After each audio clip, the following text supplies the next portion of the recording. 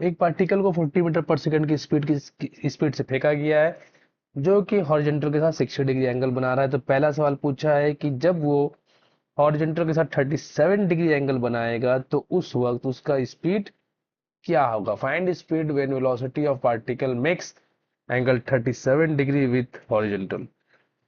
तो देखो यहाँ पर एक बात ध्यान रखो कि जब भी किसी ऑब्जेक्ट को हम लोग प्रोजेक्टाइल मोशन में फेंकते हैं तो उसका ना हॉरिजॉन्टल वेलोसिटी कभी चेंज नहीं होता, ये हम लोग जानते हैं।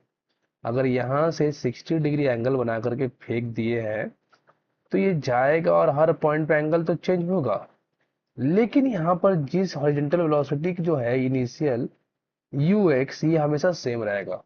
मान लो अब इस जगह पर ये हॉरिजॉन्टल के साथ 37 डिग्री एंगल बना रहा, सपोज करो। एक मिनट, सपोज कर लेते हैं कि यहाँ पर इस पॉइंट पर ऑब्जेक्ट जो है वो हॉरिजॉन्टल के साथ 37 डिग्री एंगल बना रहा है, ठीक है, 37 डिग्री। तो ये मान लो वेलोसिटी v है। तो वैसा ही एक केस यहाँ पर ही मिलेगा कि किसी और जगह पे ये एसेंट ऊपर चढ़ते वक्त 37 डिग्री बनाया, तो उतरते वक्त भी कभी वो 37 डिग्री बनाएगा किसी न किसी जगह पे। ठीक है, तो ये जो v है, मान लेते हैं v वेलोसिटी है, तो ये क्या हो गया, v cos 37 डिग्री, और यहाँ पर हम लोग को मिलेगा v sin 37 डिग्री। ठीक है, तो हम लोग देखेंगे कि v cos 37 डिग्री जो है, v cos 37 डिग्री, ये तो हमेशा ux के बराबर रहेगा, क्योंकि हॉरिजॉन्टल वेलोसिटी कभी चेंज नहीं होता। तो हम लोग पहले ये देख लेते हैं कि ux और uy है कितना। ये कितना है, u वेलोसिटी 40 मीटर पर सेकंड है और 60 डिग्री एंगल फेंका गया। तो ux का वैल्यू कितना हो जाएगा, वो हो जाएगा 40 cos 60 डिग्री, मतलब इसका वैल्यू हो गया 20 मीटर पर सेकंड। uy कितना हो जाएगा, वो हो जाएगा 40 साइन 60 डिग्री, तो ये हो जाएगा 20√3। ठीक है ना। और एक्सीलरेशन अलोंग एक्स एक्सिस तो जीरो होता है, और एक्सीलरेशन अलोंग वाई एक्सिस जो होगा वो -10 होगा।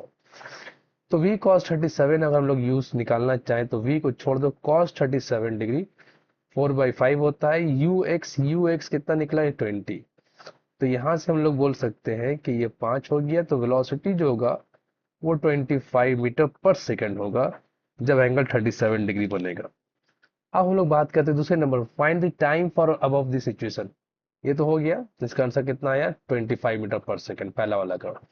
दूसरे सिचुएशन में पूछा कि टाइम कितना होगा, तो देखो यहाँ पर दो टाइम होगा, एक टाइम यहाँ और एक टाइम यहाँ।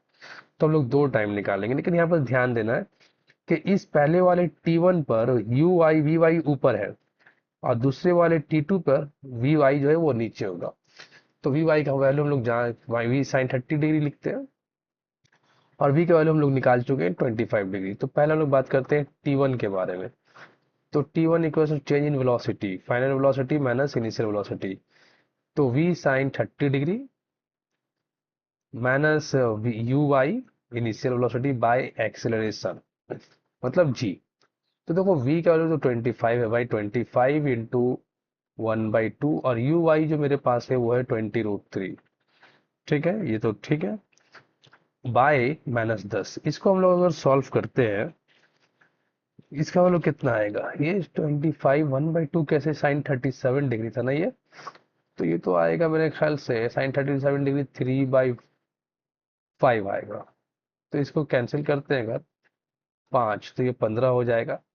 तो 15 -20√3 बाई -10, -10। अब इसको सिंप्लीफाई करने से हम लोग को इसका वैल्यू मिलेगा 1.96। ठीक है, इतना सेकंड है, ये 1.96 है। ठीक, इसी तरह का जब हम लोग T2 निकालेंगे तो फिर से वही formula v sine 37 degree minus u y by g, लेकिन इस वक्त इस बार v को माइनस में लिखेंगे क्योंकि वी वाई इस बार T2 के लिए नीचे की तरफ है। तो इसका पूरा वैल्यू पुट करने से हम लोग को इसका जो टाइम मिलेगा वो आएगा 4.96 सेकेंड। ठीक है, तो ये दो टाइम हो गया। तीसरा सवाल पूछा है क्या इसमें, find the vertical height and horizontal distance of the particle from the starting point in the above position। Vertical height and horizontal distance, तो जो वर्टिकल हाइट का जहां तक मसला है वो तो एक ही रहेगा, लेकिन हॉरिजॉन्टल डिस्टेंस बदलेगा। तो थोड़ा मैं इसे क्लीन कर लेता हूँ। तो वर्टिकल हाइट जैसा कि मैंने बताया कि ये जो ऑब्जेक्ट जा रहा था 37 डिग्री पर जो फेंका गया, तो ये नहीं, सॉरी 37 नहीं, 60 डिग्री भी फेंका गया। तो जिस जिस जगह पे इसने 37 डिग्री बनाया हॉरिजॉन्टल के साथ, यहाँ पर बनाया होगा, और मान लेते हैं यहाँ पर बनाया इसमें हॉरिजॉन्टल के साथ 37 डिग्री बनाया, ये दोनों हाइट तो सेम ही होगा ना। तो वर्टिकल हाइट जो सिचुएशन में होगा, या तो हम लोग T1 से निकाले या T2 पे निकाले, एक ही बात होगा क्योंकि हाइट बराबर रहेगा। तो हम लोग T1 टाइम का इस्तेमाल करके हाइट को निकाल लेते हैं। तो H equals to u y t plus half a y t square. अब यू वाई जो हम लोग के पास वैल्यू है वो है कितना है, यू वाई ना 20, थोड़ा देर पहले हम लोगों ने यूज किया था। यू वाई होगा तुम्हारा जा करके 40 sin 60 डिग्री, ठीक है। और इसका वैल्यू होता है √3/2, मतलब 20√3 यू वाई का वैल्यू होगा। तो लिख लेते हैं 20√3। और T1 हम लोगों ने इस टाइम के लिए निकाला था, इस ये वाला T1 जो था वो था 1.96, और T2 जो था वो था 4.96। ठीक है, सॉल्व करने से आया था पीछे, थोड़ी देर पहले हम लोगों ने प्रॉब्लम को देखा। अब मैं इसे ही पुट कर लेता हूँ T1, यहाँ पे मैं T1 यूज कर रहा हूँ, ठीक है। तो क्या यूज करेंगे, 1.96 माइनस हाफ, जी का वैल्यू हम लोग ले लेंगे 10, और टी फिर 1.96 का स्क्वायर। इस पूरे को सॉल्व करने से हम लोग को जो हाइट मिलेगा वो आएगा 48.7 मीटर। अब हम लोग बात करते हैं, ये मान लेते हैं डिस्टेंस है x1, और फिर यहाँ से यहाँ तक पूरा का डिस्टेंस है ये वाला x2। दो अलग अलग x1 x2 निकाल लेते हैं। x1 के लिए फॉर्मूला यूज करेंगे ux इंटू टी, तो T1, तो ux कितना था मेरे पास, वो तो था मेरे ख्याल से 20, और T1 कितना 1.96, तो इसका वैल्यू आएगा 39.2 मीटर। जब हम लोग x2 निकालेंगे तो क्या करेंगे, ux इंटू T2 यूज करेंगे, और क्या, तो 20 और T2 का वैल्यू 4.96, इसका वैल्यू आ जाएगा 99.2 मीटर। ठीक,